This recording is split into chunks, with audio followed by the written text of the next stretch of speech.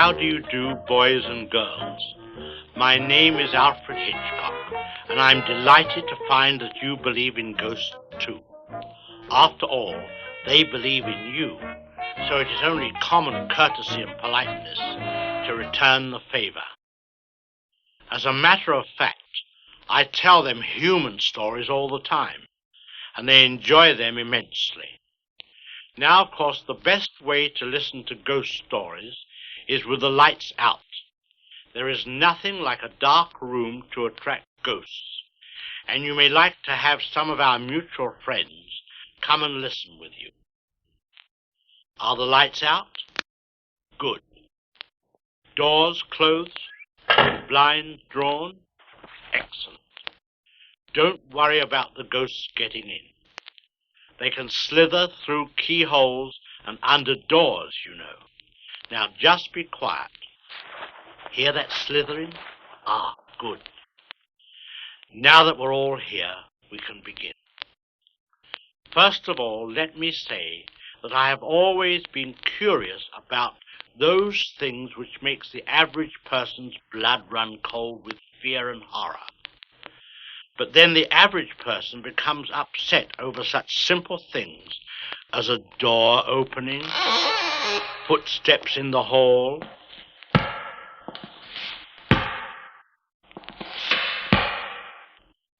an ordinary owl or cat. And they make such a fuss over simple things like the fluttering of a bird's wings, a girl's voice on a summer evening, or for that matter, a dripping faucet, as we seem to have here. But you and I are above these things.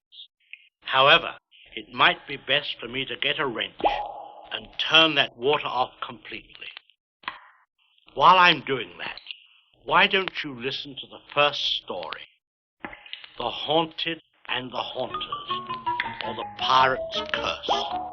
It's about the housing shortage some years ago.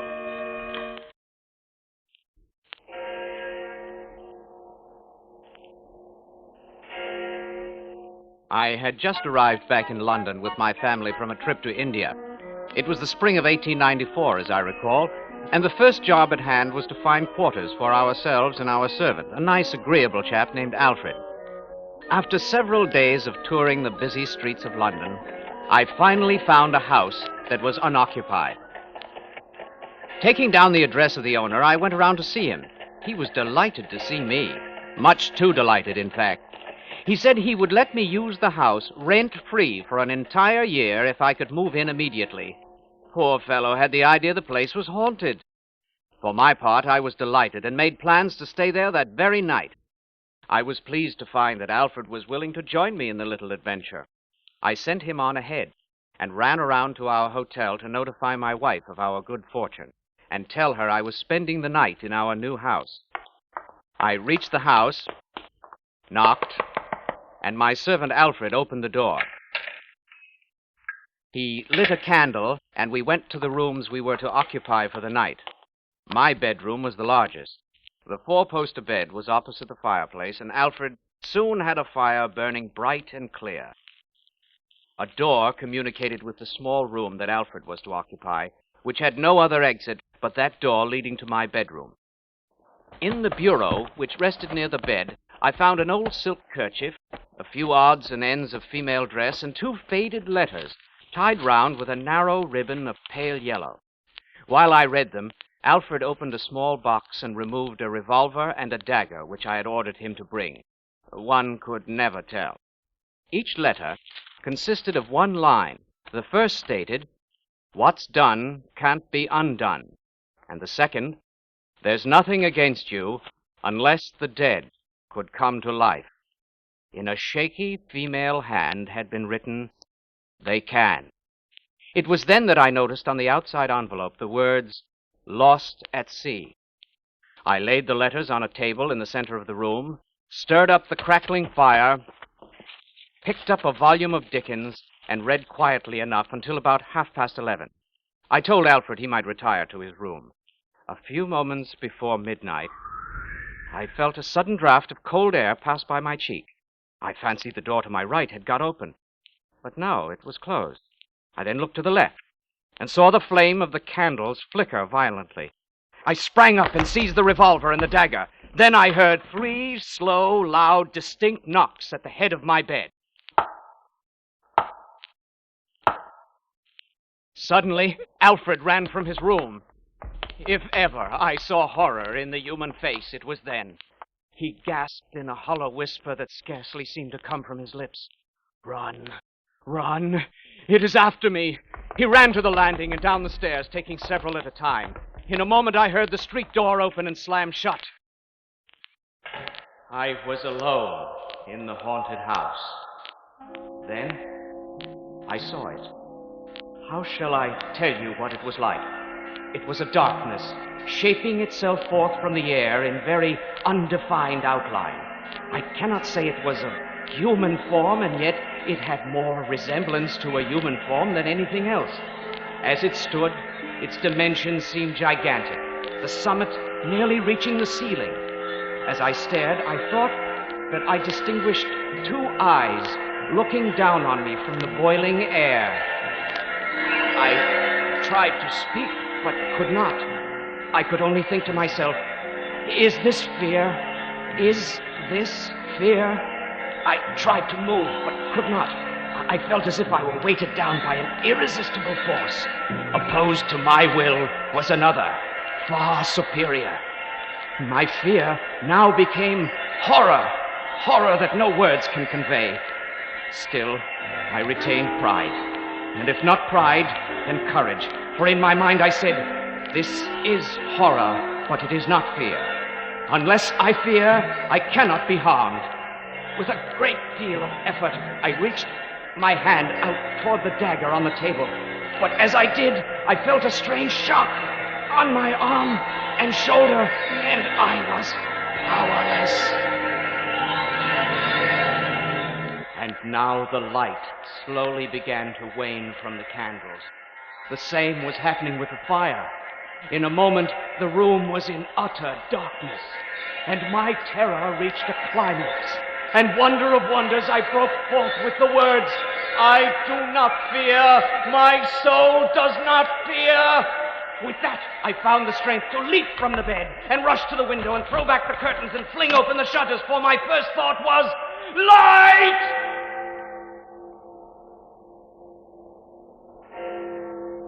The bright moonlight flooded into the room. I felt a joy that almost compensated for the previous terror.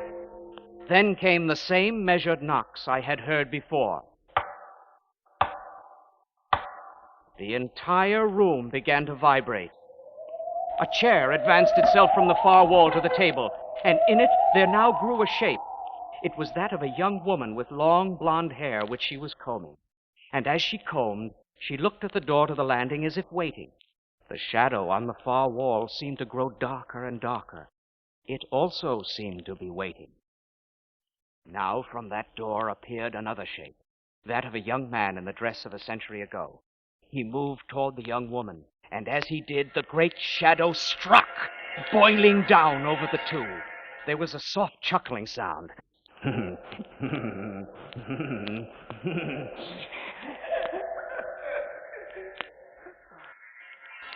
Then the great shadow whirled away as if in triumph, and there on the floor it left the wispy figures of the young man and woman. As it had been withdrawn, the flame grew in the candles and the fire in the grate. The whole room came once more calmly into sight. The next day, I explained the night's proceedings to the owner, and together we went over the house with a fine tooth comb. In the basement, we found buried back under the bedroom wing a battered sea chest with a crest on it bearing the letters G.H., and in it a sheaf of papers which explained the ritual of the night before. G.H. were the initials of Gideon Hawke, an English pirate who had been in love with the young girl who lived in this home 100 years ago. She refused his attentions and married a proper gentleman of aristocratic birth. In a rage of vengeance, Hawke vowed their death. But before he could arrive in England on his terrible mission, his boat was caught in a storm, and nothing survived but the wreckage in which was found the trunk. A short time later, The young lady and her husband died under very mysterious circumstances. With the removal of the trunk, the nightly reenactment of Gideon Hawk's revenge ceased, and I must say that the house has become a fine, cozy home for myself and my family. As a matter of fact, we still live there.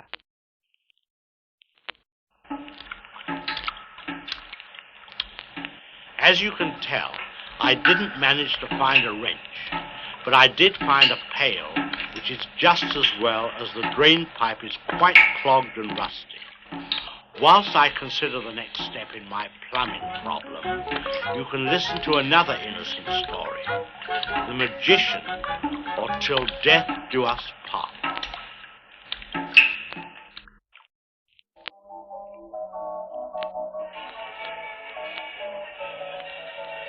It was hard to imagine why Jenny thought the magician in the circus attractive. He had large, bulging eyes, a high-domed forehead, and a thin slit of a mouth which twitched slightly all the time. But, dressed in his top hat and wearing a red silk lined cape, he was everything a poor romantic little farm girl could ask for, especially a little farm girl whose life was one dreary day of drudgery after another. Perhaps it was the strange, hypnotic feeling she had when he said, "Jenny, eh? What a pretty name. What a pretty girl. And you say you would like a job as my assistant in the circus? Come in, Jenny." She stepped into his wagon and looked about, and was so entranced by what she saw that she was only dimly aware of the door swinging shut and the lock clicking behind her. The room was filled with strange things. A bat bobbing in a large jar of alcohol. Pictures of strange creatures with 5 legs and 6 eyes. On the walls, strangely colored charts of the sun and the stars. The windows draped with a thick purple gauze. A mummified cat baring its teeth. And huddled on an old bent chair in one corner was a young girl of about her own age. "I was just talking to Esmeralda here," said the magician. "She's been a bad girl, haven't you, my pet?" "I won't stay here any longer," said the girl in a tearful voice. "That's one," said the magician, his mouth twitching a bit more than usual. "I won't be your assistant any longer," said Esmeralda. "That's 2, twitched the magician as he took a step toward the girl. Jenny whispered, "What are you going to do?" He turned his large eyes on her and said, "I'll be with you in a moment, my dear." Esmeralda ran to the door, but it was locked. "Let me go!" she screamed. The magician waved a long, bony finger at the girl and said, "That's 3!" With that, there was a blinding flash.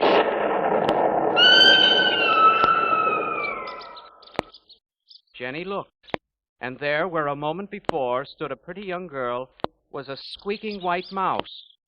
The magician pounced on the mouse and chuckled. He picked it up and walked to a small closet. He opened the door and took out a cage that was filled with white mice. He dropped Esmeralda in the cage and put it away. He turned and moved toward Jenny. "And now, my dear, what was it you were saying?" he said. Jenny ran to the door and started to hammer at it with her fists. She turned and said, "You terrible, horrible man doing such an awful thing. I wouldn't be your assistant if you were the last magician on earth." The magician shook his finger at her, smiled, and said quietly, "That's 1."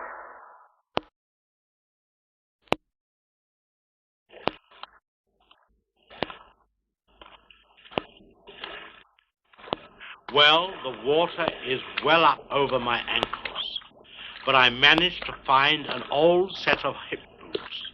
At least the rugs and floors here will get a good washing down. Now here's a story called Johnny Takes a Dare, or The More the Merrier. The best thing about the new house they were building down by the woods at the other end of town was that there wasn't any watchman. You know how cool it is to play in a house that's being built? All that sand and all those wooden beams over the cellar that you can walk tightrope on? The kind of playing that it's a good thing parents don't know anything about, because if they did, they'd have a fit. Well, it all happened on a Saturday in the summertime, the time of year when you have dinner and still have a few hours of daylight left to play in. Johnny, a husky 10-year-old, and his pals were playing King of the Hill on the sand pile by the new home, and Johnny was doing a pretty good job of being the king. As they wrestled up and down, the sun slowly set through the trees and cast long, shadowy fingers across the unfinished house and the great piles of unused lumber. The darker it got, the brighter glowed the red warning lantern which the workmen had left behind, until finally everything was bathed in an eerie red glow. Finally, the game stopped, and the boys, breathing heavily, looked about them. "Gee, it's scary, isn't it?" one of the boys said with wide eyes. "Nothing to be scared of," said Johnny, who liked to think that he wasn't scared of anything. One of the boys whispered, "Gee, fellas, I think I'll just head on home." "Oh, yeah," whispered another boy. "I'll bet that you get out of here as fast as we do." Johnny yawned and stretched. "I don't know, fellas. Maybe I'll just spend the night here," the whispering boy said. "Go on. I just dare you to." "What'll you give me if I do?" said Johnny, who liked to take dares to show how brave he was. "My new scout knife," whispered the boy as he edged toward the road home. "Sure," said Johnny, "like taking candy from a baby. Drop off and tell my folks I'm camping out for the night." Johnny looked around and started for the unfinished house. He was startled for a moment as he saw a great shadow moving against the side of it, but laughed weakly to himself as he realized it was his own shadow caused by the red lantern light. One room was almost finished. At least it had a floor and a roof on. "Good a place as any," said Johnny to himself as he found a clear place on the floor and settled down. The wind blew crisply through the open doors and windows. There was just a sliver of a moon, but it was quickly covered by a swift-moving cloud. Soon there was no light at all, but the red lantern glowed against the opposite wall. After a while, Johnny thought his eyes were playing tricks on him, because the red lantern light seemed to be getting dimmer and dimmer. What was that? He heard the sound of scratching from the next room. It got louder and louder.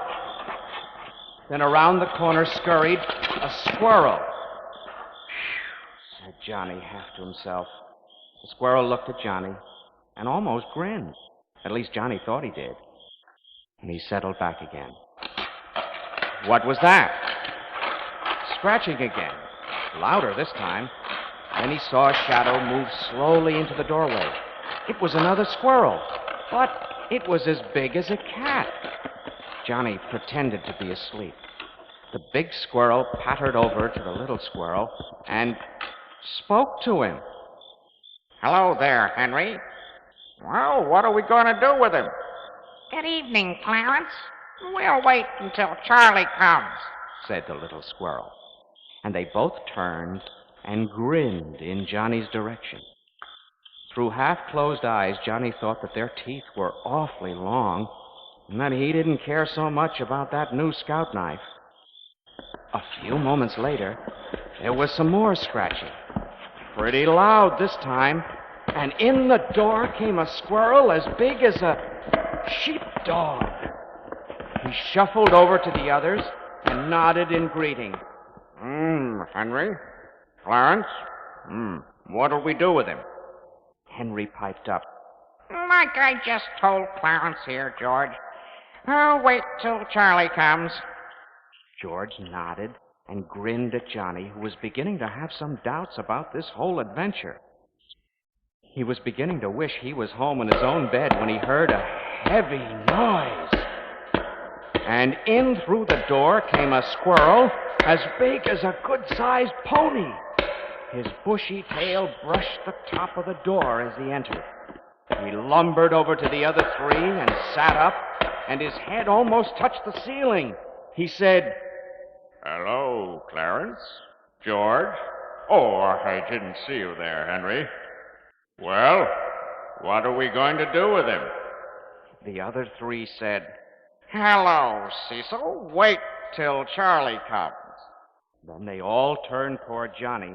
But before they could grin at him, Johnny leaped to his feet, and as he ran wildly out the door, he shouted, "Tell Charlie I couldn't wait!"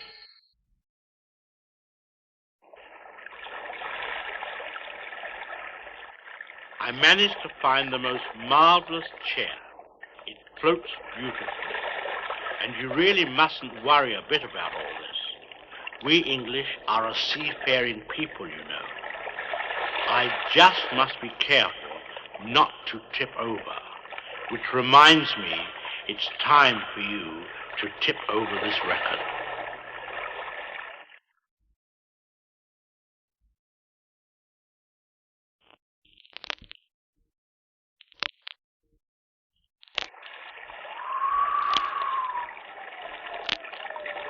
I've been thinking the past few minutes. It's interesting to note how being afloat makes one thoughtful. The soothing motion, I suppose. At any rate, I was thinking that perhaps it might not be a good idea for you to listen to too many ghost stories. For instance, this is the sort of thing that could possibly happen.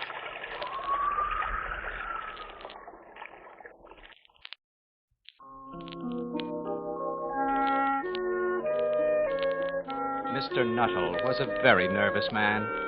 He had been undergoing treatment for several years now, and as he had an independent income and no need to work, he spent a great deal of his time in visits to friends and relatives.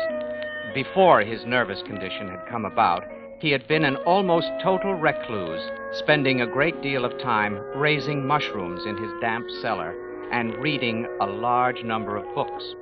As a consequence, his visits to see relations consisted of meeting a large group of comparative strangers. It was in the early fall of the year when he knocked on the door of the Sappleton residence. He was ushered in by a very dignified 10-year-old girl who asked him to have a seat and told him that her aunt would be down shortly. She sat for a moment, glancing at a large, strangely bound book, then looked up at Mr. Nuttall.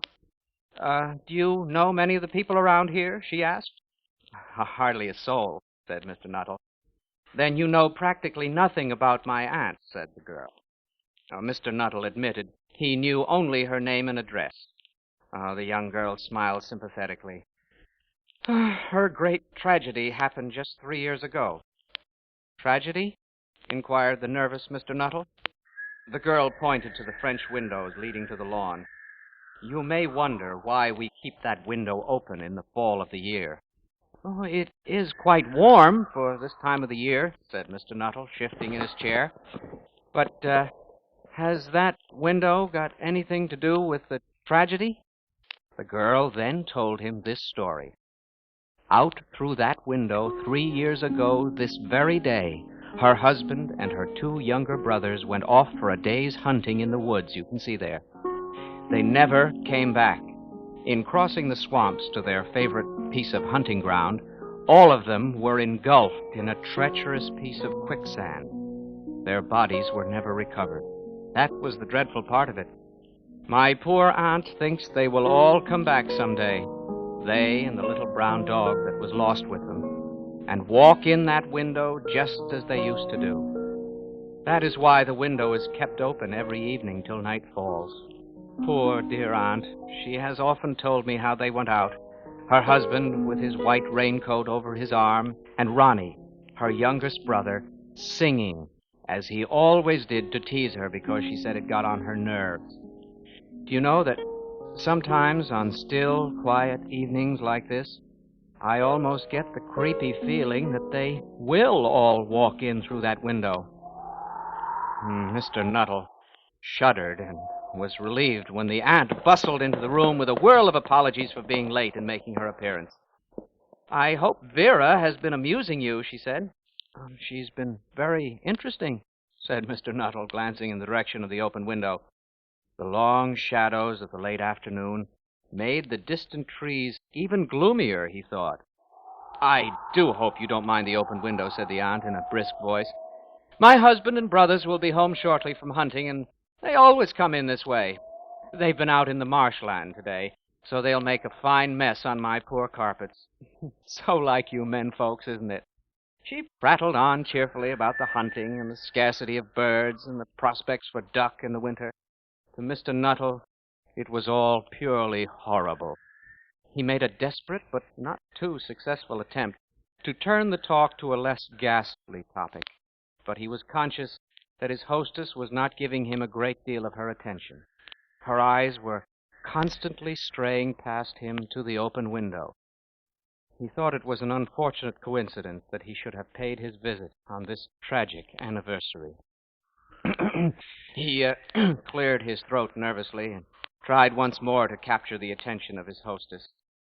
The doctors agree in ordering me complete rest, an absence of mental excitement, and the avoidance of anything in the way of physical exercise. On the matter of diet, they are not so much in agreement. No, said the aunt. Then she suddenly brightened into alert attention. Here they are at last, and just in time for tea. Don't they look as if they're muddy up to the eyes? Mr. Nuttall shivered slightly and turned toward the little girl to give her a smile of sympathy. The child was staring out through the open window with dazed horror in her eyes. In the chill shock of nameless fear, Mr. Nuttall swung around and looked in the same direction. In the deepening twilight, 3 figures were walking across the lawn toward the window. They all carried guns under their arms, and one of them carried a muddy white raincoat. A tired brown spaniel was close at their heels. Noiselessly, they neared the house. And then Mr. Nuttall heard... Do you ken John Peel in the coat of grey? Do you ken John Peel at the break of day with the fox and the hound in the morning? Good heavens! Just as the little girl had said, one of the men was singing. Mr. Nuttall grabbed wildly for his hat and coat and dove for the front door. Flinging it open, he ran down the path, tried to jump the hedges, tripped, and fell down. He picked himself up, and with one terrified look back at the house, ran down the road toward the railroad station. Back in the house, the figure carrying the muddy white raincoat stepped in the open window and said, "Well, we're home, dear, a bit muddy, but on time for supper." "Who was that ran out as we came up to the house?" That was a Mr. Nuttall, dear," said the aunt. "Some distant relative who dropped in for a visit." "Extraordinary man. All he seemed to talk about was his illness, and when he saw you coming, dashed off without saying a word. I don't know what to make of it." The little girl shook her head gravely and said, "I expect it was the spaniel. Mr. Nuttall has a horror of dogs. He was telling me just before you came down that once he was chased into a cemetery by a pack of wild dogs and had to spend the night in a newly dug grave with the creatures snarling and grinning and foaming just above him." "Oh, why, the poor man," said her aunt. "One would have thought he had seen a ghost." The little girl smiled sweetly.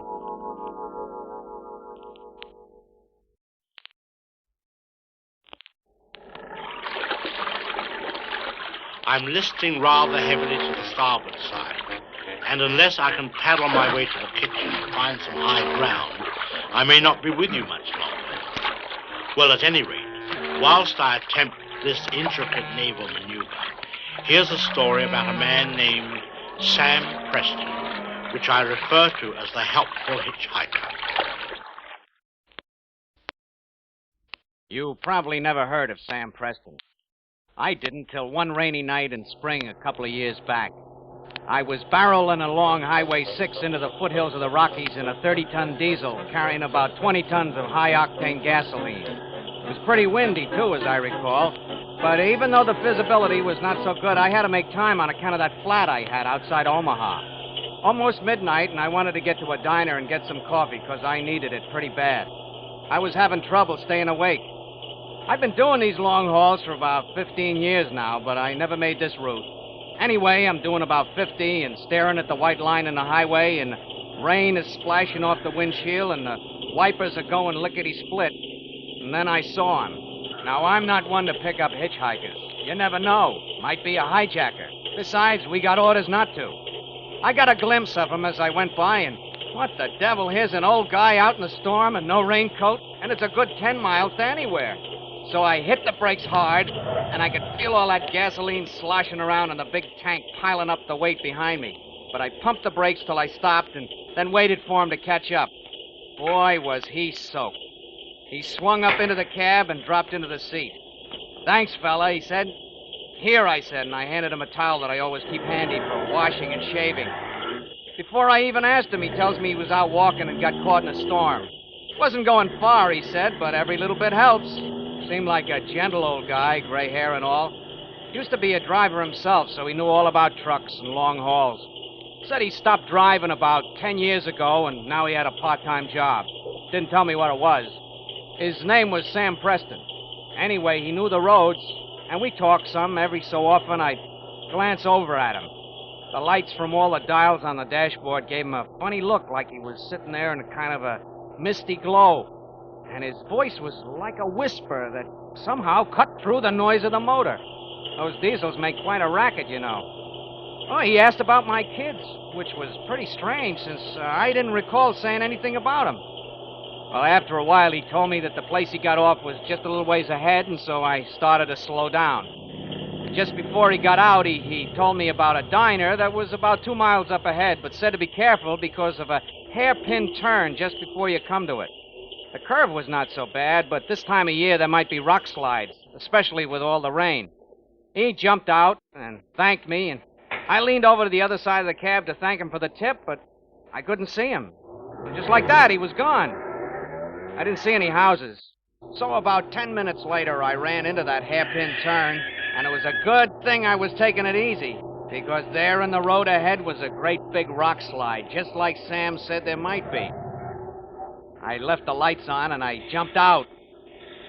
The truck couldn't get by, and I'd have to call the main office. I crawled over the big boulders, and I saw the lights of the diner. Just then, a state trooper car drove up and told me they'd have a bulldozer there in a couple of hours, and I could get through then. So I went over to the diner. I made the call, and the dispatcher was pretty nasty. I was pretty nasty back, too, because all I could think of was 20 tons of gasoline exploding and me in the middle of it. Nothing to do now but wait. I sat down for some coffee and told the guy behind the counter all about it. I told him that if it hadn't been for Sam Preston hitchhiking, I might look something like those hamburgers he was frying up. The counterman dropped a fork, and he looked at me. "Who?" he said. "Sam Preston," I said. "Lives around here someplace. Maybe you know him. Used to be a truck driver." "Yeah, that's right," said the counterman. Sam Preston was a truck driver. About 10 years ago, he was caught in a rock slide out there about where your truck is standing. He was killed.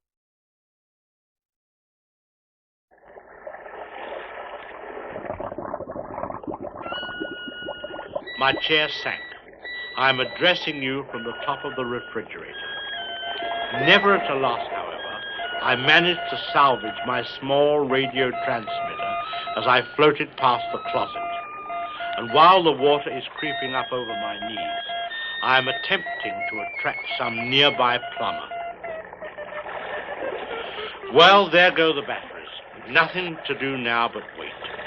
The last few minutes are the hardest, you know. They always have been, for me at any rate. If I'd only thought to bring the vanishing cream. Which brings us to a story about a boy named Jimmy.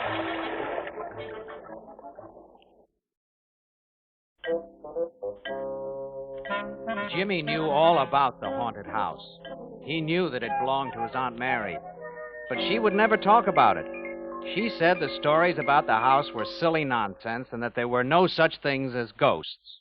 If all the villagers weren't a lot of superstitious idiots, she would be able to rent the house, and then she would have enough money to buy Jimmy some decent clothes, and best of all, take him to the movies as often as he would like to go. Jimmy thought about the house a lot.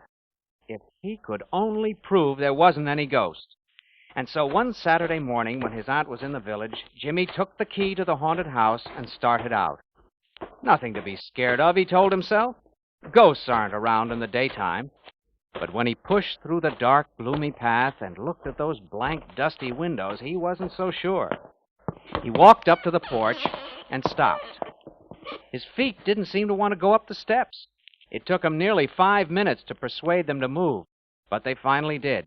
They marched him right up to the door, and Jimmy put the key in the keyhole. It turned with a squeak, and Jimmy pushed the door open and went in. The hall was empty. And then, as he stood there, listening to the bumping of his heart, gradually the light faded. The hall grew darker and darker, as if something huge had come up the porch behind him and stood there blocking the doorway. Then the door, all by itself, began to swing shut. And before he could stop it, it closed. And it was while he was pulling frantically at the handle to get out that Jimmy saw the ghost.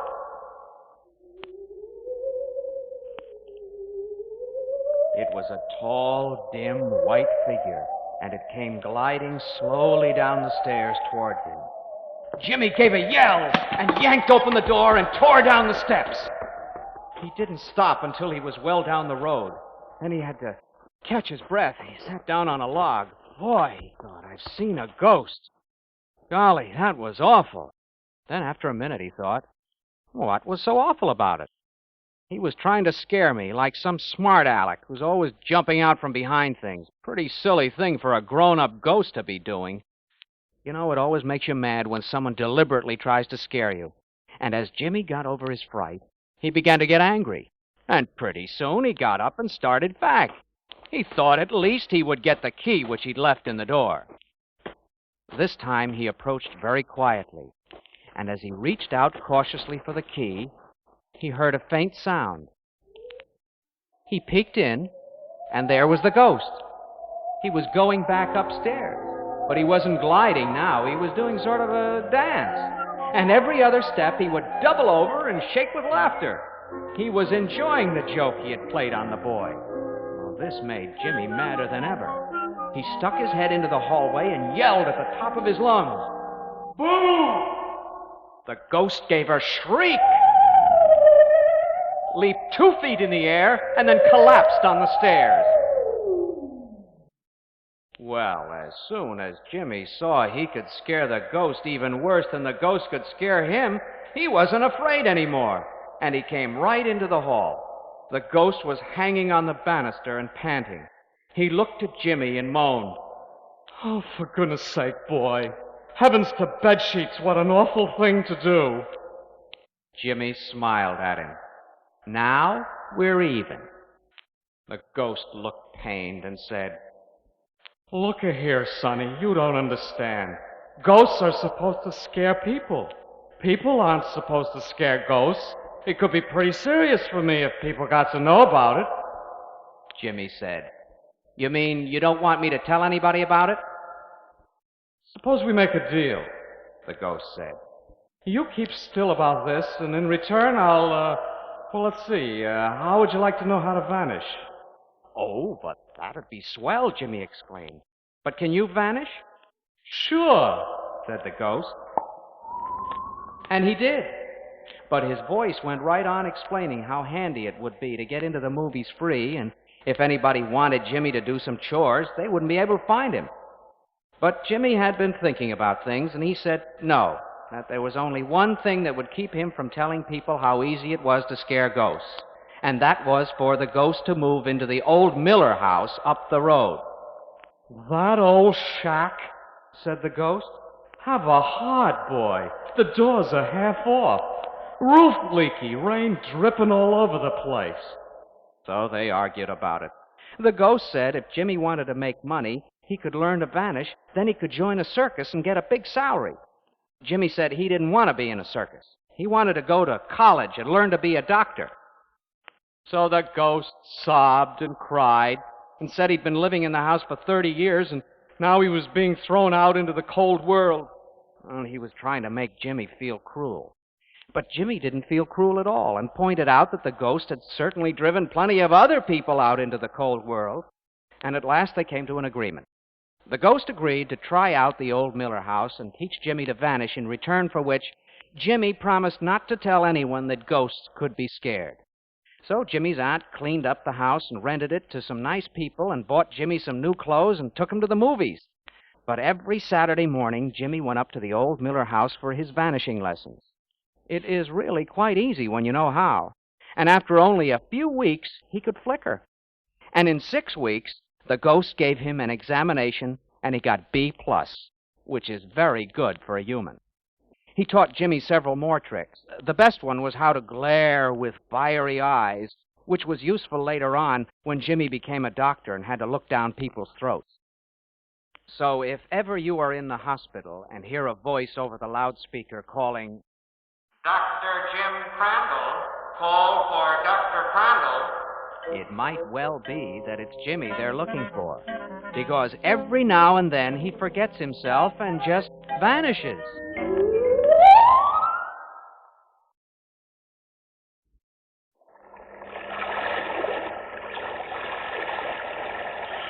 It's a good thing to know if ever you are staring into the darkness and you see something staring back. Simply say, boo, and it will go away.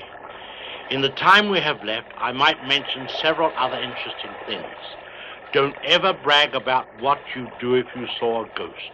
It's a sure way to get them angry at you. Don't slam doors as you might pinch a ghost. Don't leave sharp objects like knives lying around. A ghost might sit on them. Just keep convincing yourself you aren't frightened, that you are brave, that there is nothing that can scare you. I really can't go on much longer. There's only about 3 inches of airspace between the water and the ceiling. If you will be good enough to stop this record now, before the water can rise, I shall be more than grateful. Hurry, please hurry.